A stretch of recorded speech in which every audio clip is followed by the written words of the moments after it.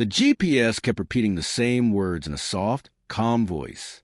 Arriving at destination in 100 feet, Tom gripped the steering wheel tighter.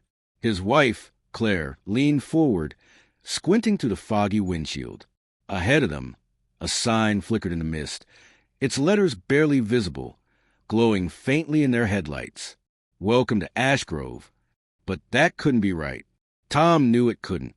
He had searched the entire route on his phone that morning. Ash Grove wasn't on any map. It didn't even show up in Google results. Yet, here they were, watching the name shimmer through the night, like it had been waiting for them all along. The road narrowed as they rolled into the small town. Old wooden houses lined the street, not broken down, but frozen. Every porch light was on, every curtain drawn, every door closed tight.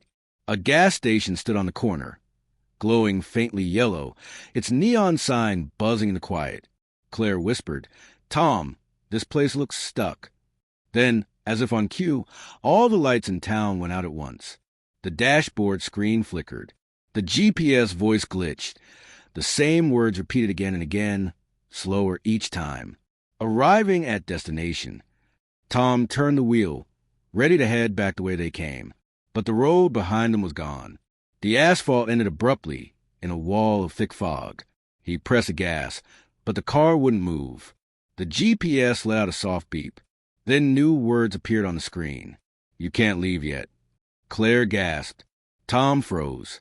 Somewhere in the fog behind them, a child started laughing. And that's when everything began. It had been supposed to be an ordinary weekend trip. Tom and Claire Miller, both in their early 30s, had been driving across the country to visit Tom's sister in Colorado. They loved road trips.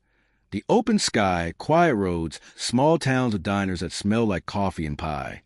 They left Kansas early that morning. The weather was calm, though the sky looked strange, a hazy, pale yellow that made the horizon blur. They joked about it, calling it Instagram weather, the kind that looked eerie but perfect for photos. Claire scrolled through her phone while Tom drove. "You know," she said, "I read online there's this ghost town near the border. People say GPS still routes you through it by mistake." Tom laughed. "Let me guess. You want to go there. Maybe just a quick detour. Could be fun." He rolled his eyes but smiled. "Sure, why not? A little spooky adventure before dinner." That was the first mistake. They typed Ash Grove into the GPS out of curiosity, but it didn't appear. So Claire zoomed in on the map, scrolling through the gray, unmarked areas. Then she saw it, a small green patch, unnamed, but with one thin road leading through it. When she tapped the location, the GPS app automatically filled in Ash Grove CO. "Found it," she said. The device started giving directions. The voice sounded normal, calm, robotic, confident. But every few miles, the route changed by itself. Roads they passed seemed to disappear from the map the moment they drove past. "Guess it's recalculating," Tom said, but his voice didn't sound certain. Hours passed. The highway turned into a gravel road. The sky darkened too quickly for the time. Claire glanced at the clock. "It's only 4:30. Why is it this dark already?" Tom shrugged. "Maybe storm clouds." Then came the mist, low and thick, swallowing the fields on both sides. The GPS kept talking, but each turn seemed to take them deeper into nowhere. They passed no other cars, no gas stations, no road signs, just the same looping voice, repeating turns, guiding them forward. "Tom," Claire said quietly, "I think we should go back." He nodded and tried, but when he turned around, the GPS recalculated instantly, the voice rising in tone as if angry, rerouting. "Please continue forward." It was like the device didn't want them to leave. Tom laughed nervously. "It's just a glitch. These things mess up in low-signal areas." They drove another half hour in silence. Then the road suddenly opened into a town. Ash Grove. At first glance, it didn't look scary, just old. The buildings had wooden frames and faded paint. A small post office stood at the corner. A grocery store with its door half open. A church bell hung still at the end of Main Street. But no people, no sound. Then Claire noticed something odd. The cars parked along the street were all from different time periods. One looked from the 1950s, another from the 80s, another brand new, all coated with the same thin layer of dust. Tom, what is this place? Before he could answer, the car lights flickered. The GPS screen glowed again. Arriving at destination. Okay, enough of this. Tom pulled over and grabbed his phone. No signal. No bars. The compass app spun wildly in circles. That's when Claire pointed at something outside. Across the street, a woman stood still, her back facing them. She wore a pale blue dress and held a lantern. Her hair was long and dark, unmoving even in the breeze. Tom rolled down his window. "Ma'am, hey, can you help us?" The woman turned her head slightly, but not enough for them to see her face. Then, slowly, she lifted her arm and pointed down the road, toward the church. Claire shivered. "Let's just leave." Tom turned the car around. But again, the road behind was gone. Just fog, endless white fog, swirling like smoke. He pressed the gas pedal. The car didn't move. It didn't even make a sound, like something was holding it still. The GPS spoke again, calm as ever. Turn right and continue to Ash Grove Center. Claire's voice cracked. "Tom, it's giving new directions." He didn't answer. He was staring at the mirror. The woman in blue was now standing behind their car. Closer, her lantern glowing brighter. He blinked, and she was gone. They sat there for what felt like forever, the fog thickening around them. Then, faintly, they heard music. A piano playing somewhere in the distance. Soft, old-fashioned, like something from a black-and-white film. Tom opened the car door slowly. "We can't stay in here forever." "Where are you going?" Claire whispered. "Just a look. Maybe someone's playing that music. Maybe there's someone normal here." But as he stepped out, the music stopped. Silence. Then footsteps from somewhere in the fog, moving closer. Claire opened her door too, her flashlight shaking. "Tom." He turned around. The GPS inside the car flickered again, words appearing on the screen. "Welcome to Ash Grove. You belong here now." Then out of the fog, a child's voice giggled again, closer this time. "You finally made it." Tom and Claire froze. And before either could move, they saw shadows emerging through the fog, dozens of them, walking slowly toward the car from all directions. The GPS spoke one last time. Route complete. The screen went black. The fog swallowed every shape until all that was left was the faint hum of the engine and the smell of cold air creeping into the half-open windows. Tom stood frozen by the driver's side, staring into the blur where the shadows had been moving. Claire reached over from inside the car, her fingers trembling as she gripped the door handle. "Tom," she whispered, "get in, please." But he didn't move. The air had gone heavy, like the entire town was holding its breath. He finally turned toward her, eyes wide and pale. "Did you hear that?" Claire's voice cracked. "The laugh?"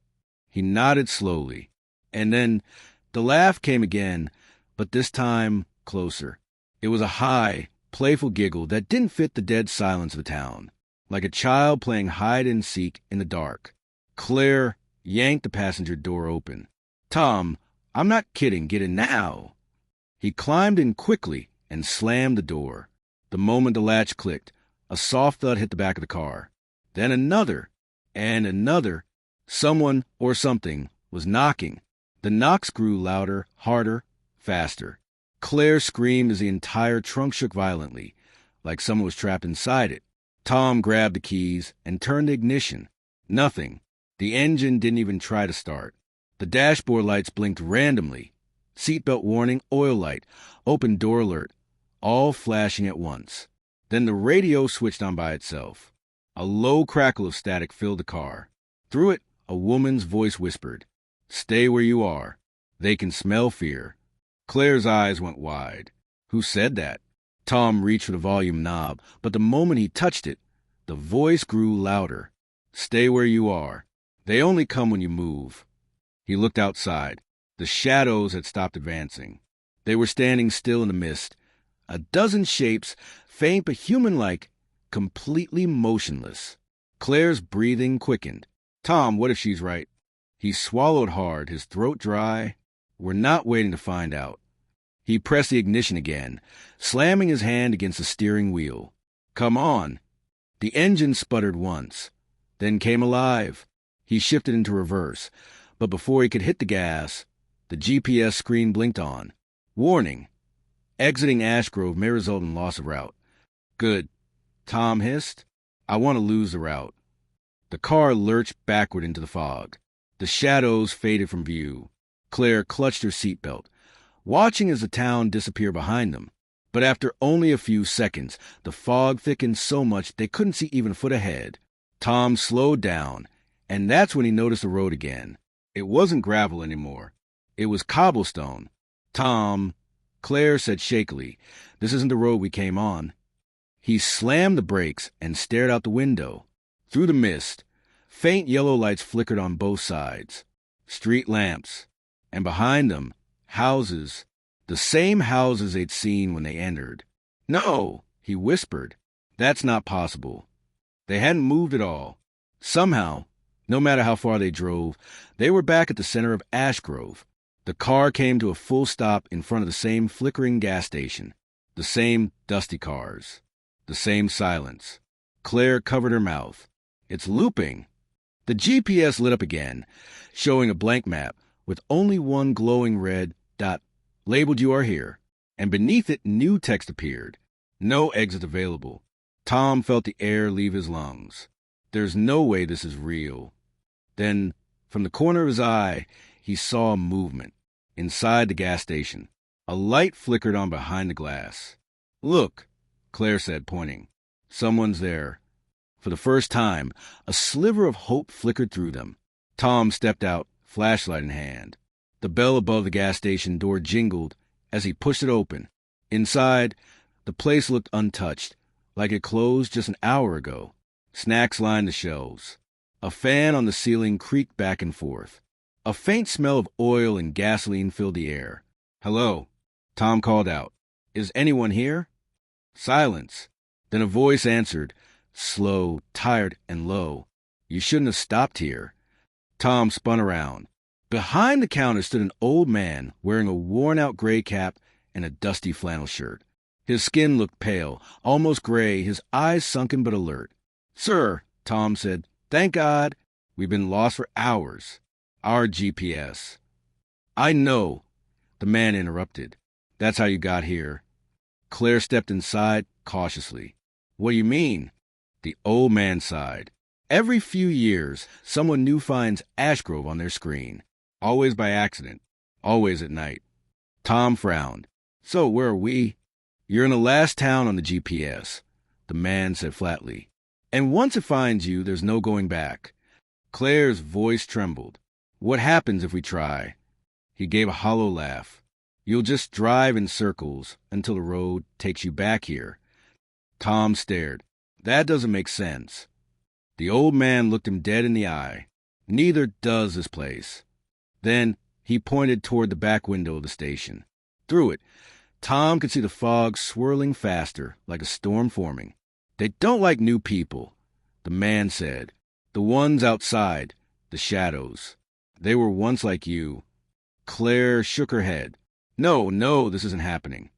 Listen to me carefully, the man said. The town feeds on attention. The more you panic, the longer you stay, if you want to survive the night. He stopped mid-sentence. His eyes widened. Too late, he whispered. From outside, the sound of footsteps echoed, heavy, slow, surrounding the building. Tom turned toward the door just as the glass began to frost over, like ice forming from the inside. Then came a sharp knock on the window, and another, and another. Claire clung to Tom's arm.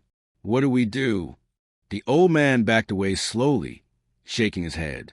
You can't fight them. Who? Tom demanded. The old man's voice broke as the lights began to flicker. The people who never found their way out. The entire front window shattered inward. Black mist poured into the gas station like smoke with hands. Shapes began to crawl out of it. Faces flickering in and out, whispering in overlapping voices. You shouldn't have come here.